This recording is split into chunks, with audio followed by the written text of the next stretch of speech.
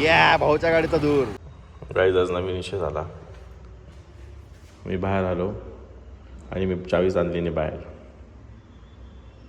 Short झाला आहे आता. शॉर्ट झाला. मी बाहेर आलो आणि माझ्याकडे चावीच नाही आता. मी आता पावला बोलवतो आता. देर कोण आले मला घ्यायला आज. आय एम जस्ट ओ हो काय झालं टायरचं? हे टायर बदलायचं का? Oh my God. टायर भाऊचं हे टायर बदलायचं. मक्कर चंचर झाले. काहीच आम्ही आलो आहे काळेवाडीला. आम्ही हिंजेवाडीवरनं काळेवाडीला कशासाठी आलो आहे ते आता बघू आपण.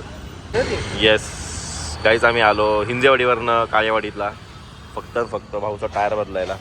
कारण की जे की टायराची किंमत आहे हिंजेवाडीमध्ये आम्हाला 1500-1400 बोलत होते. ते आम्हाला इथं 1300 किंवा 1200च्या आसपास भेटत आहे. म्हणून आम्ही परवडेल म्हणून इकडे आलो आहे. 100 पेट्रोल इकडे होऊया. इकडे मशीनने काढायचं. हिंजवडीत नाही करायचं. काही गोष्टी हिंजवडीत नाही केल्या तेव्हा तेच बरं असतं.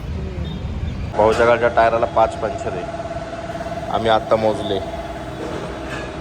Best thing about tyre. हा काय माझी आवाज आहे तुझं टायर. भाऊची गाडी रेडी झाली नवीन टायरसोबत. आम्ही 1200 रुपयाचा खर्च केला आहे टायरचा. जो की आम्ही असं समजा की आम्ही 100 ते 150 रुपये वाचवले एका टायर मागं. म्हणजे ॲज कम्पेअर टू हिंजवडी काळेवाडीला आहे येऊन. भाऊ गाडी चालू कर रे. गाडी चालू कर ना. या भाऊच्या गाडीचा दूर. या ही सिरियस सिच्युएशन. भाऊच्या गाडीत 0% ऑइल भेटलं आहे. 0%. मी पण चेक केलं होतं. मलाही काय भेटलं नाही. आता आम्ही पूर्ण ऑइल टॉपअप केलेलं आहे. आणि भाऊ अशीच गाडी चालवत आहे.